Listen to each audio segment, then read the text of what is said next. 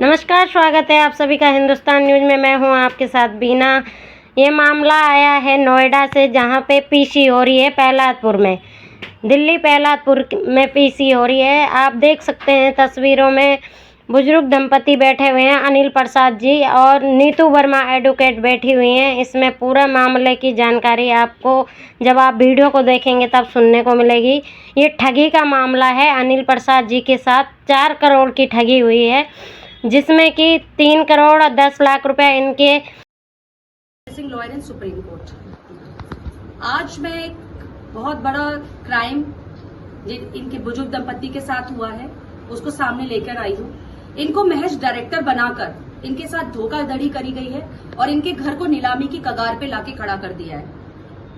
2022 में आदित्य प्रकाश नाम का व्यक्ति इनको डायरेक्टर अपनी कंपनी में बनाता है और कथित कुछ पेपर्स पे साइन करवाता है, जो कि एग्रीमेंट था 50 लाख का, और कैनरा बैंक से उस धनराशि को 2 करोड़ का करके इनके साथ धोखाधड़ी करता है और नोएडा अथॉरिटी में अपने सिग्नेचर और अपना साइन कर और अपना मोबाइल नंबर चेंज कर इनकी प्रॉपर्टी को गिरवी रखवा देता है, जिसकी जानकारी इस बुजुर्ग दंपति को बिल्कुल नहीं थी। बाद में जब बैंक का लेटर आता है तो इनको ये पता चलता है कि इनका 3 करोड़ का लोन है, जबकि जो कंपनी में डायरेक्टर के टाइम पे सारी फॉर्मेलिटीज होती हैं वो किसी तरीके की कोई फॉर्मेलिटीज नहीं की गई थी, ना ही कोई सिंगल पेपर इनको दिया गया था।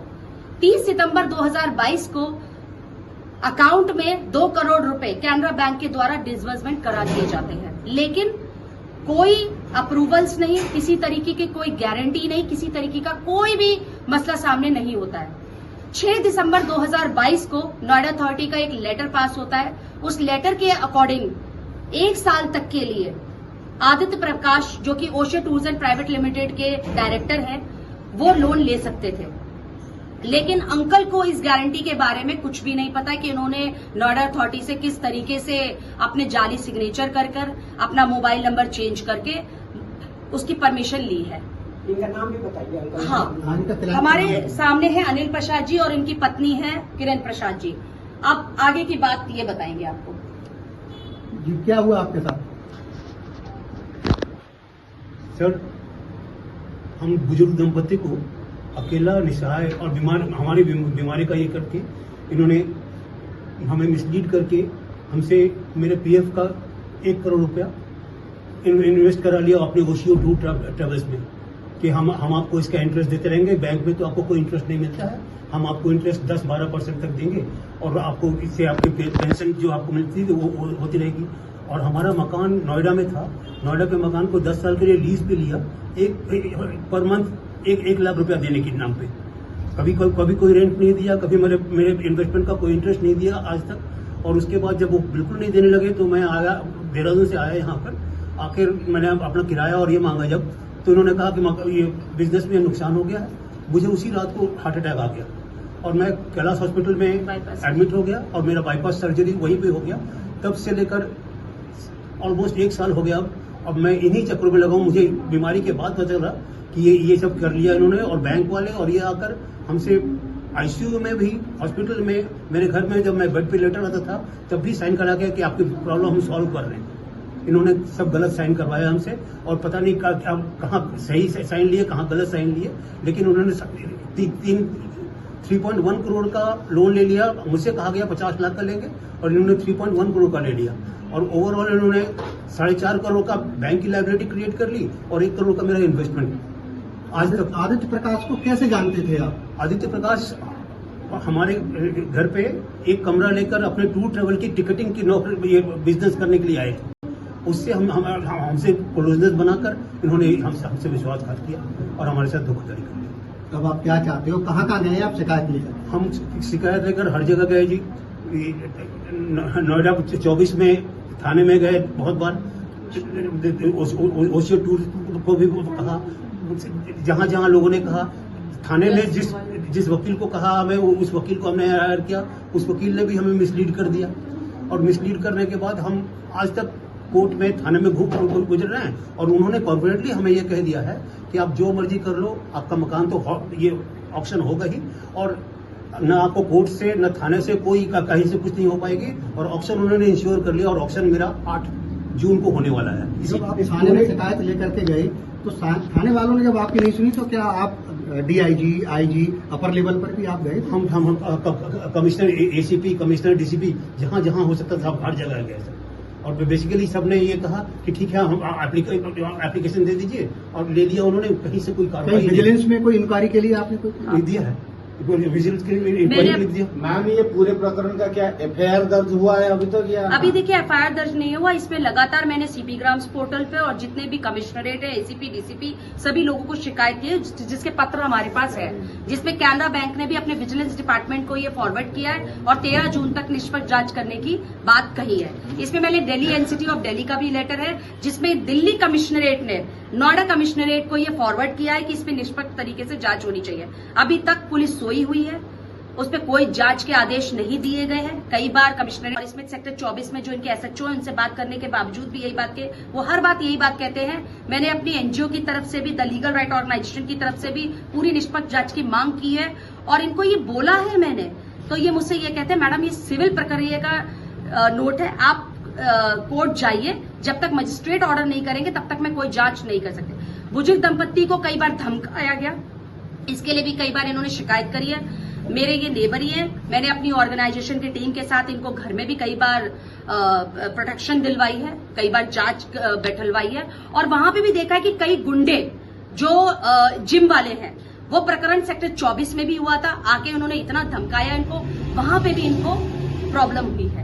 तो ऐसा नहीं है, कहीं हमने पूरे प्रशासन को लेकर हर जगह इसकी जांच की मांग के लिए उनसे अपील की हुई है, लेकिन उन्होंने यही जवाब दिया है कि कोर्ट में आपका मामला लंबित है, हम इसमें कुछ नहीं कर सकते। जैसे कि इनका आरोप है कि आदित्य प्रकाश ने इनके साथ फ्रॉड किया है, क्या ऐसा और भी कोई प्रकरण सामने आया है किसी के साथ? हाँ, उन्होंने देखिए, अब जब मैं ऑन कैमरा बात कर रही हूँ तो मेरी युगल प्रसाद जी हैं, जो कि युगल बंसल, जो कि IU इंटरनेशनल कंपनी के डायरेक्टर हैं। उन्होंने अपनी कथित जुलाई 2024 में कंपनी खोली और IU इंटरनेशनल में पैसा ट्रांसफर करवाया आदित्य प्रकाश से। उन्होंने ये बताया कि इसने हमारी कंपनी में भी पूरा फ्रॉड करा है। इसने अपनी साली रितिका पांडे को भी उसमें डायरेक्टर बनाया, ठीक है, और बैंक का जो कर्मचारी रजनीश पांडे है, उसने अपनी माता जी को भी उसमें डायरेक्टर बनाया। उस अमाउंट को इन्होंने 3-4 दिन में आने के बाद, जो मैंने लेजर्स चेक किए हैं, 85 लाख और 65 लाख, तुरंत आदित्य प्रकाश ने इस अमाउंट को रोटेशन किया है।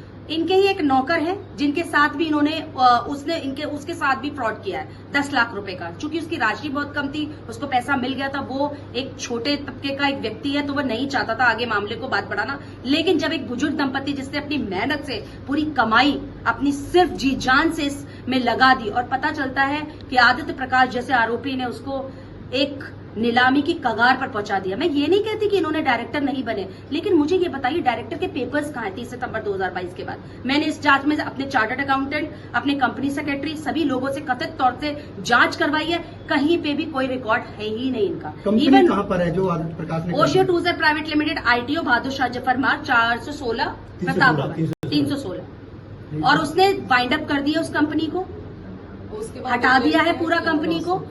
और जो कई बार हमने बात भी करने की कोशिश करी, मैंने जज साहब के सामने बात करी कि जब इसमें चारों डायरेक्टर हैं तो उसकी लायबिलिटी इन पर क्यों है? ये तो कथित गारंटर के तौर पर आए थे और इनकी शेयर होल्डिंग भी नहीं है, ये केवल एक डमी डायरेक्टर बनाए गए, नाम के डायरेक्टर, और इनके साथ धोखाधड़ी करी गई है।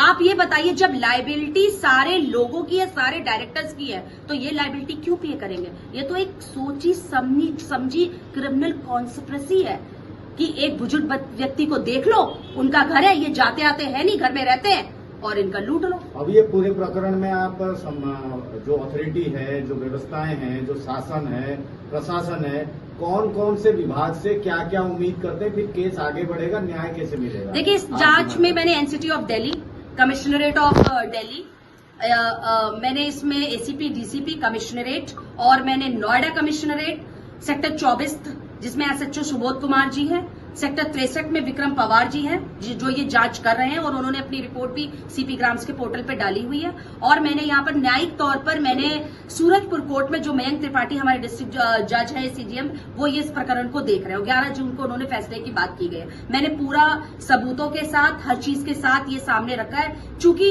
इस बुजुर्ग दंपत्ति का घर नीलामी की कगार पे, जबकि इनकी गलती सिर्फ इतनी थी कि इनका बेटा अमेरिका में है और एक धनराशि और उसके सपनों को साकार करने के लिए सिर्फ ये चाहते थे कि मैंने चलो लीज पर उठा दिया, मेरा कुछ दाना पानी या कुछ पैसे का जुगाड़ हो जाएगा, तो इन्होंने लीज पर अपना घर उठाया था। क्या पैसा वो इनके अकाउंट में आया? नहीं आया। 1 रुपया आदित्य प्रकाश ने इनके अकाउंट में नहीं दिया है और ऊपर से वो धमकी देता है, जिसके कथित तौर पर सारे सबूत मेरे फोन पर है।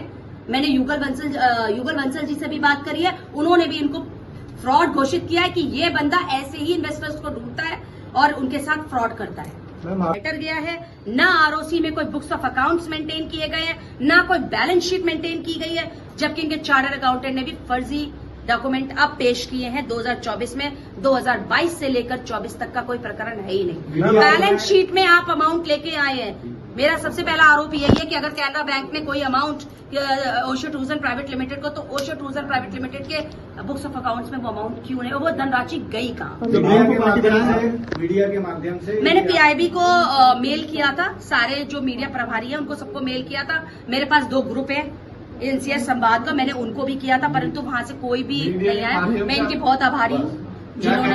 आपने बैंक को भी पार्टी बनाया? बैंक को भी अपील करना चाहती है? मैं ये अपील करना चाहती हूँ, मेरी हाथ जोड़कर अपील है कि अनिल प्रसाद जी को न्याय मिले, इस बुजुर्ग दंपत्ति को न्याय मिले। इनके सपनों का घर जो कि इन्होंने नीलामी की कगार पे ला दिया, 1 पैसे के लेन देन के लिए ये लायबिल नहीं है। उस पैसे को मुख्य आदित्य आरोपी ने अपने बिजनेस के लिए पूरा यूज किया है, उसकी कथित जानकारी इनको कभी नहीं दी। वो भी कैनरा बैंक से स्टेटमेंट मुझे खुद लड़ झगड़ कर निकलवानी पड़ी है। आप ये देखिए, सीनियर सिटीजन को वो बैंक स्टेटमेंट देने से तक उन्होंने इनकार कर दिया। जब मेरी टीम ने वर्क किया है, मैं इनके साथ गई हूँ लंबे प्रकरण के बाद, तब उन्होंने, उसके भी रिकॉर्ड मेरे पास है।